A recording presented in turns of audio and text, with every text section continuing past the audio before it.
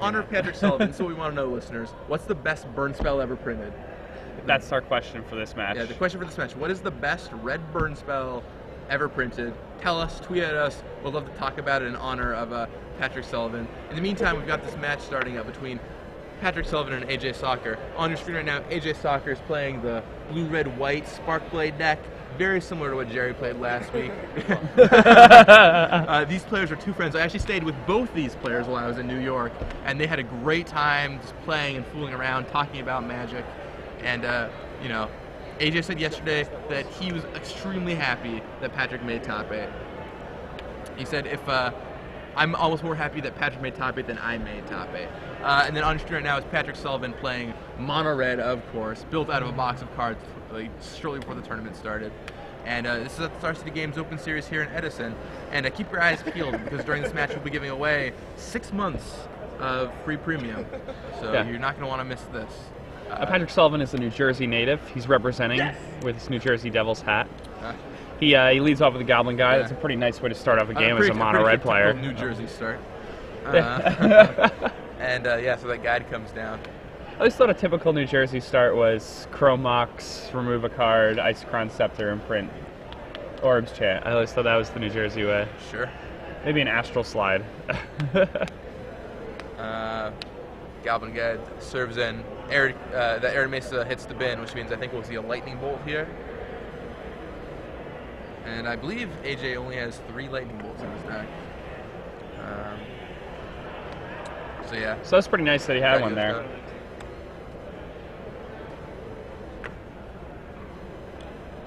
Pat's going to thin his deck a little bit. Grab a Beta Mountain. He keeps it classy with his land choices. That's almost for certain.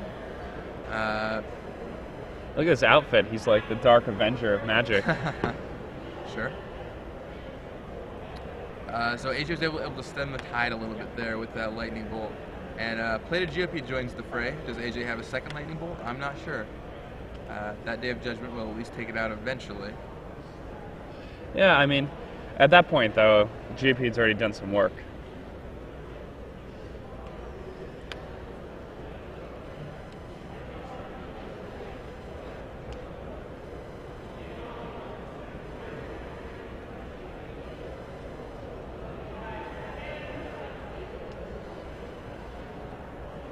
And AJ thinking about what play he wants to make here.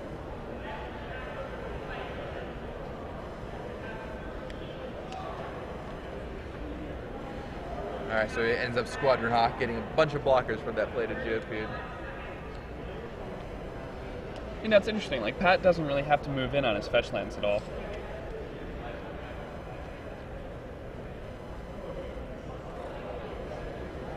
And Pat might just run into the Spell Pierce.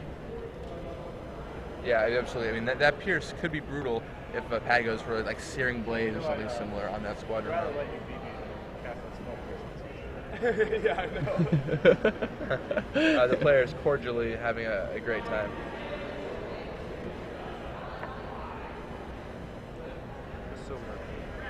Oh, perfectly aware. Still got a rep. Yeah, obviously. All right, so Geopede comes down. Yeah, so here's from Scalding Tard, Geopede going to serve in, and Goblin Guide joining the fray.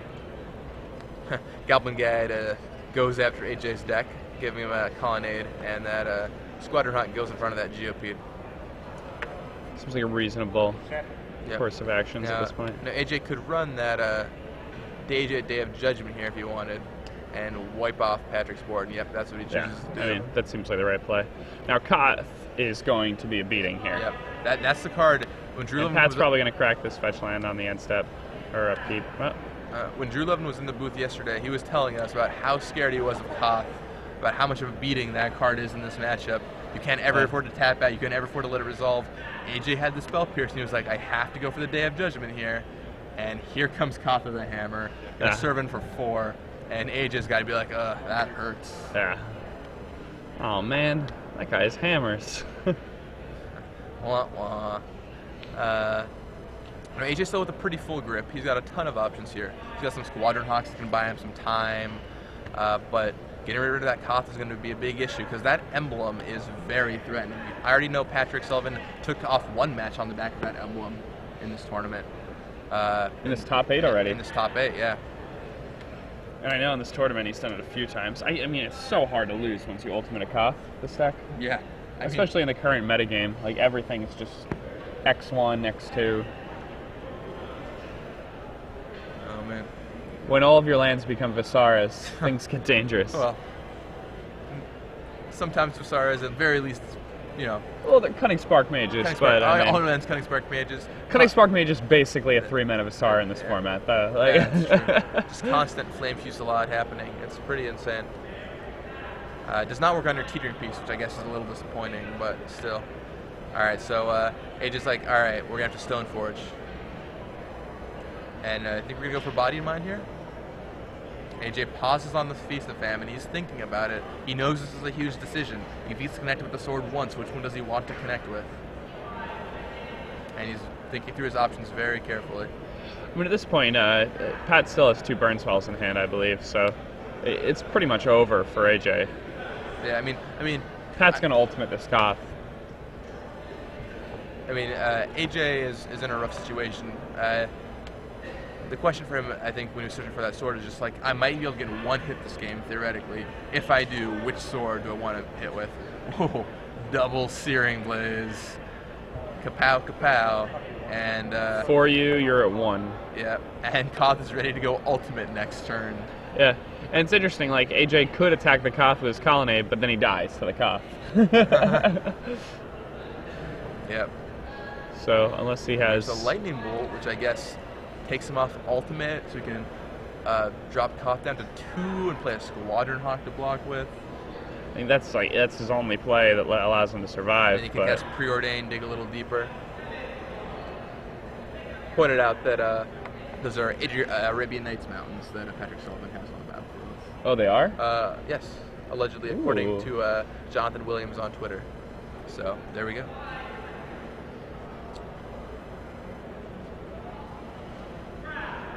Oh my. Patrick looking over the board. Yeah, so AJ goes Bolt on the Koth.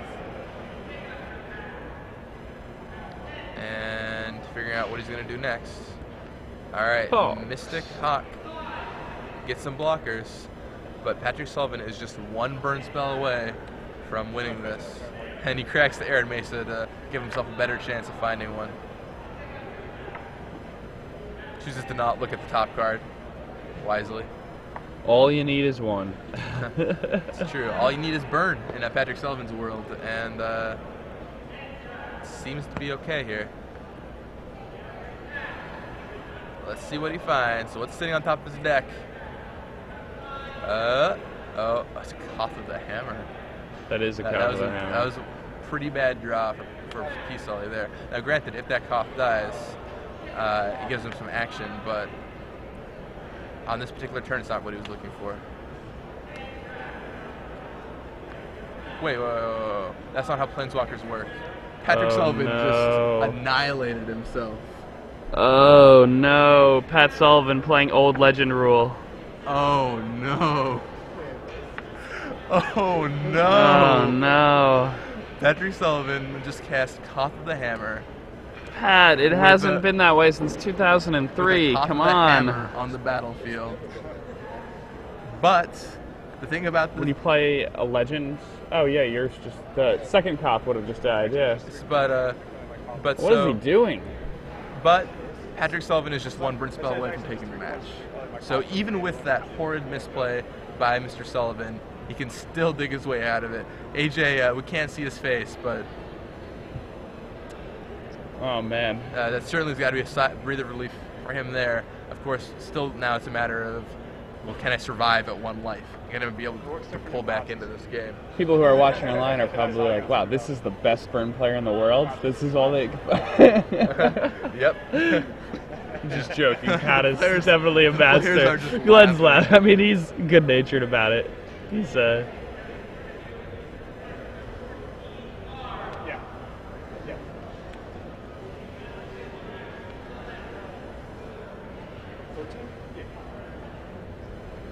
Oh man, so that sort of feels I mean that just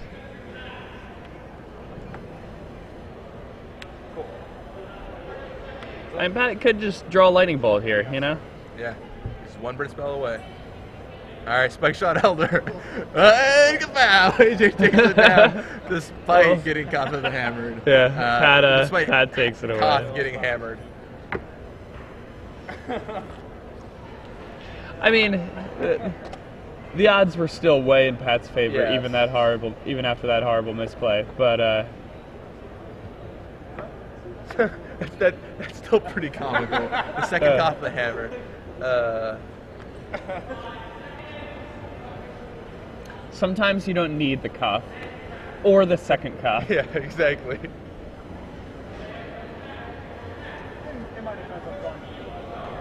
Oh man! All right, so we're about to go to our 6 months of premium giveaway here on during the semifinals of the top 8. Everyone, get your Twitter feeds ready with the hashtag SCG Premium. And we were just talking about this a couple minutes ago. There was a player in the top 8. We watched his match in the quarterfinals. He lost to the rug player who advanced into the semifinals. What was his name? An added clue, he was John Finkel's teammate at Pro Tour San Diego in 2007. Oh, there you go. If you can't access the Starts of the Game's website to figure out the coverage, you could go back there and find out yourself. So tweet that at us with the hashtag SCG Premium, and you'll be entered into a contest to win 6 months of premium. One user already turned out with 3 months today. It's such a great service. There'll be a ton of great reports up on Premium this weekend. Some awesome videos. And yeah, it'll be awesome watching. Glenn Jones just comes up to us just laughing after that second hammering. Yeah, his defense is that's not how it works in the WoW. Patrick Sullivan played a little bit too much of other games with his job at Cryptozoic, so not used to how the legend rule works in Magic. Fortunately for him, it didn't end up mattering, and that might be one of the strangest plays ever made in the semifinals match, that the player still went on to win the match, or win the game.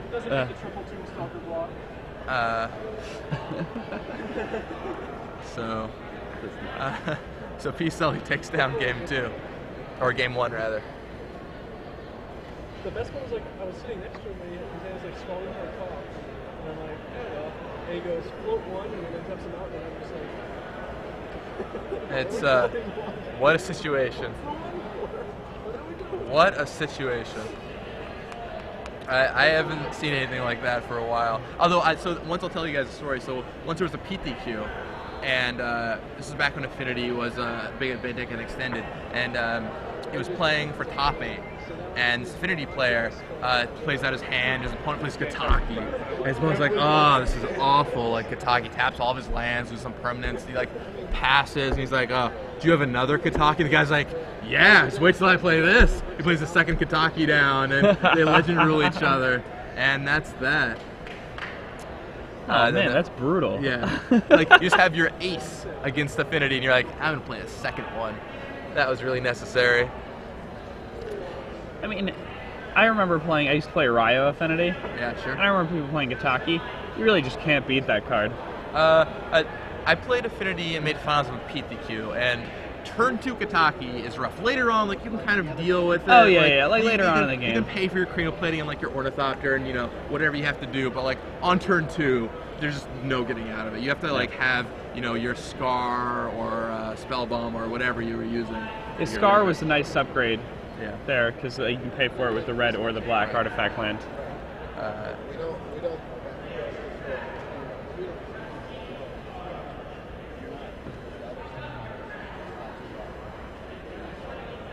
Now, AJ AJ's a pretty accomplished player now. Yeah, I mean, he's putting up a lot of results recently. Yeah. You know, he's a player who, you know, he's been like on the Pro Tour quietly for a while. I like his writing a lot. He's definitely one of the better writers recent times. If you guys want to read the stuff that he publishes, you should check out StarCityGames.com. And, never heard of it. Why don't you tell me more, Jacob? You know, you can get a premium membership. Read some AJ Sacher articles. Yeah, it's he's been a player who's been playing a lot on these Star City Games Open Series events. Like, you know, he's been coming to all of them with his crew, kind of with the Drew Levin guys, Jerry Thompson guys, and they're like, these events are just great. Like, you know, I'm going to go to all of the ones I can. And I'm pretty sure we'll see AJ in Memphis next week as well. Yeah, we might even see him in the top 8. Yeah. It's not an unusual thing for AJ to do. He was playing for top 8 last week with a very similar deck and ended up missing. Or at least in the legacy portion, I know he was playing for top 8.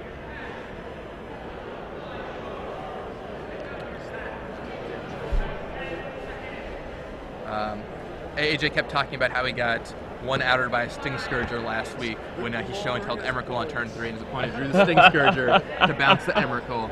And we kept watching that replay over and over and over, and AJ's like, yeah, there's just nothing I could have done there.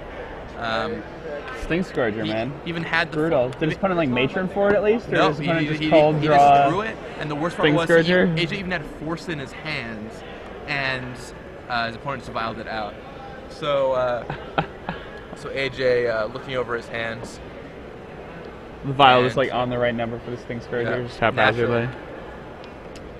That's really brutal. All right, here comes Goblin Guide again for Patrick Sullivan, and that is the card. Starting on a Goblin Guide is just so good in the red decks. Oh no, AJ doesn't have a bolt. No bolt for AJ. Squadron Hawk is gonna do some. This guy's gonna start doing some work. But yeah, Patrick Sullivan looking to try and get ahead here. He's gonna guide some people to victory. And by guide, he means show them a fistful of lightning bolts. Passes back to Patrick Sullivan, and Patrick picks up his card for the turn. Spike Shot Elder, the card that ended the last game, fortunately for Patrick. Card that closed it out. So he Teetering Peaks, the Goblin Guide, and then bolts down that to pick up 4 points of damage. Did he not flip for Goblin Guide? He did. He did flip for He got a planes. It just looked put really in his hand, fast. yeah.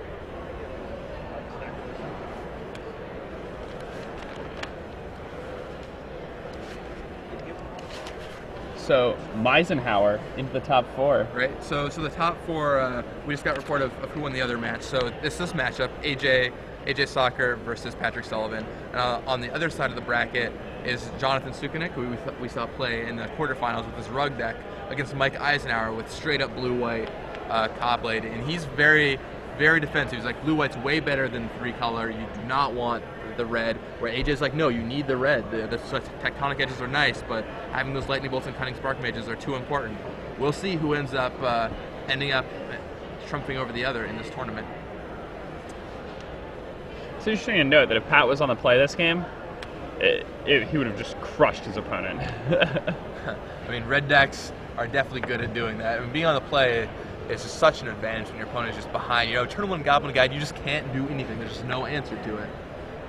You can't like have a bolt in the waiting or anything like that. So here comes down Spike Shot Elder.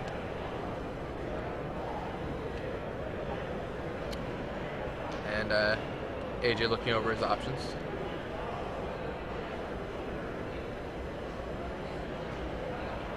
What do we see in AJ's hand here? I see 2 Gideons. Gideons are pretty good against Pat's deck. Squadron Hawk, of course. And time to go find some more Hawks. A good old loading screen, as we've seen several of in this tournament. every time you search, Stoneforge Mystic, Fetch Land, Squadron Hawk. Lots of loading times. It's like the Chrono Trigger PS2 version of a standard format. All right, so here comes Squadron Hawk. I really like that AJ chooses to, just flood the board. He understands that if his opponent has a Koth of the Hammer, like things are just really, really bad for him, and it's just so important for him to just be able to flood this board. Well, and he absolutely has to flood it too, because that Spike Shot Elder, the Noctis 1/1 that he is going to start causing some problems. 3 mana, kill a Squadron Hawk. I mean, it really allows Patrick Sullivan to get in with his creatures here. Yeah, now, I mean, if Pat plays an untapped land and attacks, even if AJ attacks with his Goblin Guide, even if AJ triple blocks with Hawks, Pat still gets to use 1 card from his hand and deal with all the Hawks. Yeah, and I mean, that's like the Hawks are just there to soak up damage in this matchup, and so getting rid of them, great. Of course, for AJ gets to untap and cast Gideon. Right, Gideon. Now that's a card that's a big problem because You can burn them out if they're in a certain life total range, but you know, if you're not within that range, it can be very difficult to attack past the Gideon.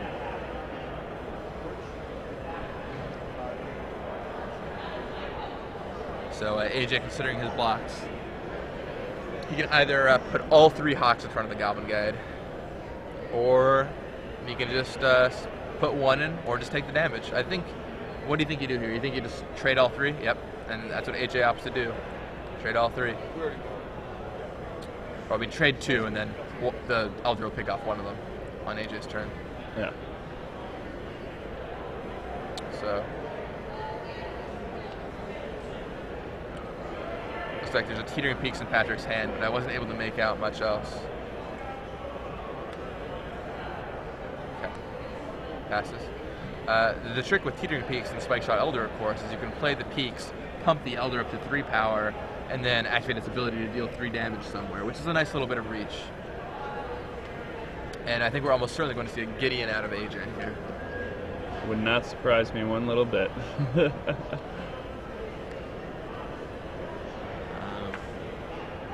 AJ drops down to 11 life. And Patrick can Teetering Peaks up that Spike Shot Elder to deal 3 points, drop AJ to 8. But even then, getting past that Gideon, dealing 8 points of damage, I'm not sure how many burn spells are in Patrick's hand, but it could be a rough going. Yep, and there's the Planeswalker himself. +2, which puts the counters right on him. Such an absurd card. 8 loyalty is so much loyalty. That is 1 loyal Planeswalker. It's so hard to play creature decks when cards like Gideon. Like creature decks that aren't supplemented by these card advantage engines like Squadron Hawk and right. Stampede or Vengevine. Yesterday we saw Lewis Laston saying he boarded 1 Gideon so he could legend rule his opponent's Gideons. Alright, so he attacks the Gideon, and he chooses to, with Teetering Peaks, and he chooses to activate Spike Shot Elder's ability on the Gideon. So instead of dealing damage to AJ, he redirects to Gideon Jura. A good play for Patrick in trying to kill off that Gideon. Of course, the problem is he doesn't know AJ has a second one waiting for him in the wings if he finishes off that first one. I mean, this turn AJ could even just cash in his Gideon to deal the Spike Shot and then play another Gideon. Right. That does not seem like an unreasonable series of plays. Oh, absolutely not. And AJ clearly thinking he knows the game is tight. He doesn't want to make a slight error.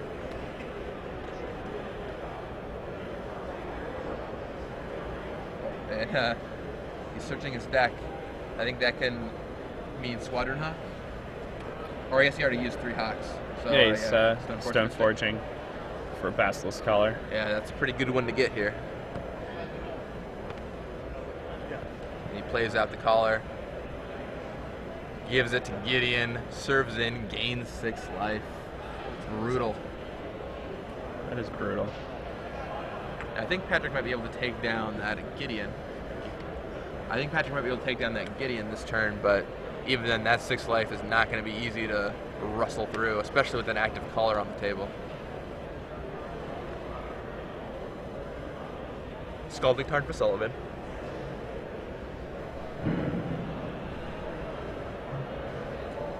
Now, if Pat wants here, he could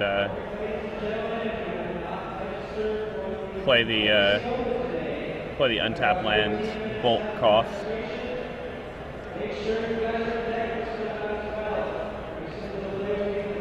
He would kill the Gideon and the Stoneforge Mystic. Yeah, I mean, that seems like a reasonable line. And then he has an unmolested Koth, too. Yeah. I mean, Ultimate in Koth is pretty good, although those double Teetering Peaks aren't as great, but with Koth out, because they do not gain the emblem ability. But yeah, so he bolts down the Gideon. And then Manic Vandals the Basilisk Collar. Ooh. That's a nice little play from Patrick Sullivan there. I didn't realize he had Manic Vandals. Yeah, he was talking yesterday about how it hadn't done a lot for him, but he was like, well, right now in the tournament they haven't done anything, but I bet I'll play some match where they turn out well, and that Manic Vandal taking down that Basilisk Collar is huge. It really shuts off AJ's wellspring of life. Yeah, I mean, AJ taking these 6-point swings and getting lifelink on them, that's not a thing you want to be happening when you're a red deck. Right.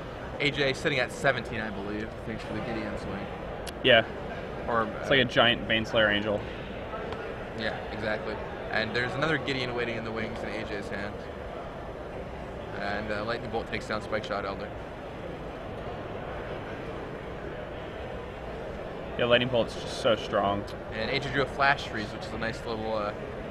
It's going to make Koth a non-issue. yeah, as long as... Well, if AJ taps low for a Gideon here, he cannot Flash Freeze. But I think... Yeah. So Gideon... +2, you must attack Gideon this turn. Yep, and yeah, there's the line. That's what I thought he drew. So now he can Flash Freeze Koth. And AJ's at 16, he's got an active Gideon. Things not looking so hot for Patrick Sullivan in this position. Yeah, this is not the position you want to be in as a red player.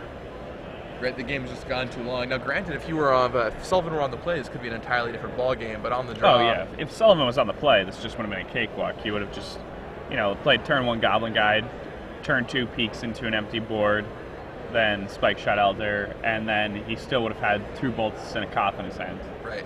So he could play a Koth and protect it, and it would have been so many turns later that AJ would have been able to play Gideon. He wouldn't have been able to play it the next turn, he wouldn't have been able to play it the next turn, and by then Patrick would have been able to ultimate a Koth. Right. If his opponent wasn't already dead. So another Spike Shot Elder comes down for Patrick Sullivan, and he's trying to find his way back into this game, but it's proving fairly difficult. AJ's life total is pretty high up there. All right, Stagger Shock on Stoneforge, mister.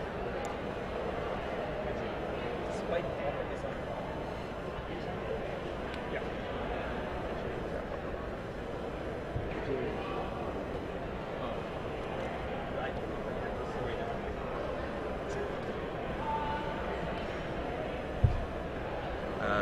Yeah, Mike Flores just came up again. Did Patrick Sullivan really win Game 1 despite coughing his own cough? Yes, in fact, he did. For those who weren't here, Patrick Sullivan played a second cough when he had a cough on the battlefield because he thought the Legend rule worked a little differently. But AJ was at 1 life, so it didn't end up mattering as much. Day of Judgment clears Patrick's board, and I think that Gideon gets in here. Yep. Oh, it's got to. You just want to close the game at this point. Right. You have Flash Freeze in your hand. There's nothing your opponent could really play that you're afraid of. And Patrick corrects that Scalding Tarn, trying to find something. With that Colonnade, AJ just has Pat dead on board. Right. Yeah, I think Patrick's going to look at his top card, and then I think we'll see a scooping up other cards pretty quickly. There's Michael J in the background right there. All right. Stylish hamburger shirt. Dude, that shirt is kind of sweet. All right. I wasn't saying anything otherwise. All right, yeah, exactly that. Picks up his cards. And we're off to Game 3, but Patrick Sullivan will be on the play for the 3rd game. Let's see if his Goblin Guide in his opening hand again. Yeah, that's a good one to have, let me tell you. My brother played a red deck in a tournament with Goblin Guide. He hasn't played for a while, and he played, and he made it to the top 8, and then he actually ended up winning the tournament. And I asked what his secret was, and he said, "This is my secret. You never wish your opponents good luck, so they never hit on Goblin Guide, and you always have Goblin Guide." Yeah. And he said that's how you win all your matches. So yeah, I mean, the most insane thing when you're playing red is just the multiple Goblin Guide draws along with teetering peaks. Yeah, I played against at the Pro Tour. I played against Rich Owen, and he went turn 1 Goblin Guide, turn 2 Goblin Guide, Goblin Guide, and it just they're taking you for 6 on turn 2. And sometimes there are other times where you draw a bunch of lands, but other times, and you're already at 12. Yeah. Because you took 2 on turn 1. Right. It's not like it's the first hit you've taken. And maybe you get some lands. And then literally you're dead to 2 burn spells at that point. Yeah, absolutely. What a 2/2 haste for 1 mana. It's so insane that we live in a world where that card exists. And Lightning Bolt, and yet the Ka Blade decks are the ones ruling the roost. We'll see if Patrick Sullivan can put an end to this particular rule of the Ka Blade strategy. The Pat's made it pretty deep here for playing mono red. I'm impressed.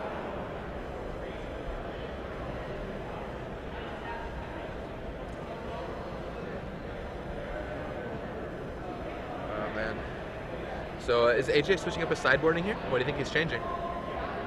If he's on the draw, I mean, I think he probably still wants the collar, but the big question here is whether or not he wants to, you know, if you're on the draw, you might not want as much counter magic. I know I've heard Pat say many times that counter spells are really bad against him. All counter spells are really bad against him. So even though AJ is going to have like some number of flash freeze, maybe even the full count, I think, especially on the draw, AJ is probably going to want to take out some number of like mana leaks and spell pierces that might have been left over in his main deck. Yeah. I mean, those spell pierces, I think on the draw, they just aren't going to do enough. I mean, they fit into your curve a little better, but when your opponent's curve is like, you know, being attacking with Goblin Guide, it is a little rough to have that spell pierce sitting in your hand, wishing, man, I would really love this to be a lightning bolt right now. Yeah. Other cards, I mean, Jace is probably not a very good card to have on the draw against Pat. I'm not sure if Jace came out already. Playing Jace against any deck that has Searing Blaze seems like a somewhat large liability. Yeah, it's kind of like getting Blightninged in a sense. Yes. I mean, not like in the fact that you discard the cards, but just like it feels awfully like I lose my creature and I lose my Jace, you know? Pretty good. I mean, for those who are just joining us, I'm Gavin Verhey here with Jacob Van Lunen, and we're going into what's bound to be a very exciting Game 3 of the semifinals between Patrick Sullivan and AJ Sacher. On the right of your screen is Patrick Sullivan, the red deck aficionado. Wasn't just right before this tournament, decided to play, just was here, was originally going to be in the booth commentating with us for a little while. And he was like, I think I'll play in this tournament, why not? And the master of disaster, builds a deck, denizen of destruction. Builds a deck out of red cards he's got in a box, and is like, yeah, sure, I'll play this. Ends up in the top 8 now in the semifinals of this event, playing, a mishmash of red cards. On the other hand, we have AJ Sacher playing a deck he's been refining for a long time, almost the opposite deck building process, with Jerry Thompson and Drew Levin and a bunch of those guys, and they've been tweaking the Cobblade deck, adding in red and modifying some of the sideboard options to include Linvala, and they both found themselves here in the semifinals. We're going to see who manages to advance to the finals with this match. AJ takes a mulligan. Huh. And I saw a Linvala, I believe, in AJ's hand. I mean, it shuts off Spike Shot Elder, but I think the bigger thing is it's a 3/4, which is surprisingly relevant because you can't bolt it, you can't Searing Blaze it, and you can't Stagger Shock it effectively, and you can block, Goblin Guides and all kinds of things. You can block Spike Shot Elders that have been teetering peaked. Yeah, absolutely. You can block everything. Right. I mean, worst you case. You can't block mountains. Those are 4/4. I mean, worst case, you're just gonna trade with 2-for-1, which is great. You trade like your Linvala for their Goblin Guide plus Lightning Bolt. You're perfectly happy with that exchange. So it looks like we've got Lightning Bolt, Spell Pierce, and Inferno Titan playing. So AJ left the Pierces in. He's staring down. AJ does not have any blue mana. Yeah, so Aaron Mesa Plains, Bolt, Inferno Titan, Spell Pierce, Jace. Looks to be his 6-card hand. And he's staring at it long and hard, trying to figure out, can I keep this? I've got that Lightning Bolt. But all right, he keeps. No turn 1 play from Patrick Sullivan. He said that turn 1 plays are crucial in this matchup, and he doesn't have one here. So a 7-card hand must be pretty saucy. And just no turn 2 play either from Patrick Sullivan. Huh. Wow. That looks like he has a lot of land in his hand. Yeah, it's a really interesting keep from Patrick Sullivan. Yeah, is that 3 or 4 more lands in Sullivan's hands? Wow. There's a Koth and 1 or 2 Koths and a Stagger Shock. Yeah, 2 Koth, Stagger Shock, 3 lands. Huh, that's an interesting keep from Pat. Man. Well, clearly... this is not a problem for Pat at all, though. Pat gets to untap, he plays his 3rd land. He's going to main phase Stagger Shock the Stoneforge Mystic. And on AJ's turn, AJ's not going to play another guy to go into the Stagger Shock, and then Pat's going to get to play an unmolested Koth into a board where AJ has no blue mana. Right. So, things could be worse. I mean, with the board state and the mulligan situation the way it was, it's okay for Patrick, but the hand he kept is certainly could be iffy if AJ gets a good draw. But once again, Patrick knows what's going on pretty well with the red deck, so I'll trust his judgment here. AJ passes, draws another Stagger Shock. Another important thing to note is that shocks down Stoneforge Mystic. Another important thing to note here is that Pat on the play also knows that like a stagger shock into a Koth is probably going to win him most games. Well, certainly it's looking good this one. There's no blue mana on AJ's side. And Patrick lays a mountain, and he's going to come Koth the Hammer. +1, mountain, attack for 4. This game, I will predict that Patrick Sullivan will not cast a second Koth with the Koth of the Hammer on the battlefield. You know, I'm going to fly in the face of all logic and say that he does it again, that he runs it back. You think so? All right, AJ's left total down to 13. He bolts that Koth.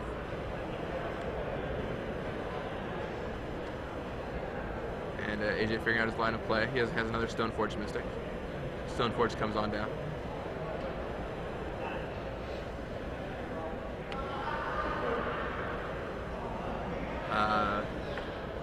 And yeah. So he's going to search up a piece of equipment here. The Basilisk Collar is already out, so we'll probably see a sword make an appearance. Yep, Sword of Feast and Famine. With the combination of sword and Basilisk Collar, like AJ's guys are very good at fighting. Yeah, I mean, and they're going to recoup some of the life he's losing. You know, if he can swing for 3. The problem is that Pat has another stagger shock now. Right. And as long as he doesn't cast the Koth this turn, I think he'll be pretty safe. So you stagger shock the Stoneforge Mystic, Servant for 4. That's a burst lightning he just drew, which is another 4 points of damage. That's another 4 points.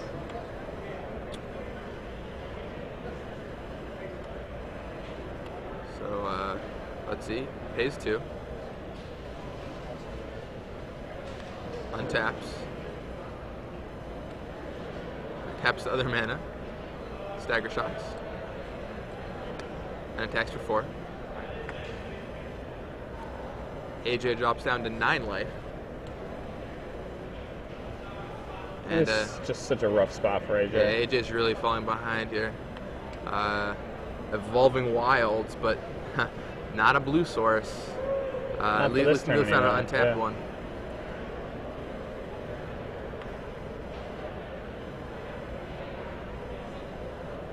And AJ thinking through how he's going to get back in this one.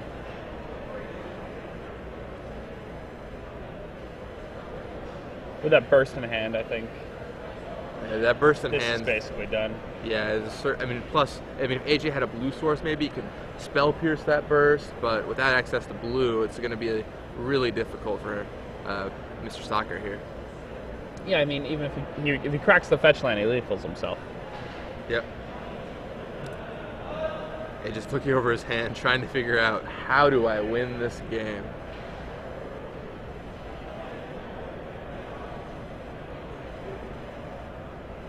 Thinking about his Arid Mesa. Yep, he cracks his Arid Mesa. Goes to search through his deck. Is it 8 now? Yeah, he drops to 8. 4 plus 4. I can do that yep, addition. See? You're already becoming a master red player. Alright, so he plays a sword, passes, and Patrick has it. Stagger shock you down to 6. Oh, you didn't even need it.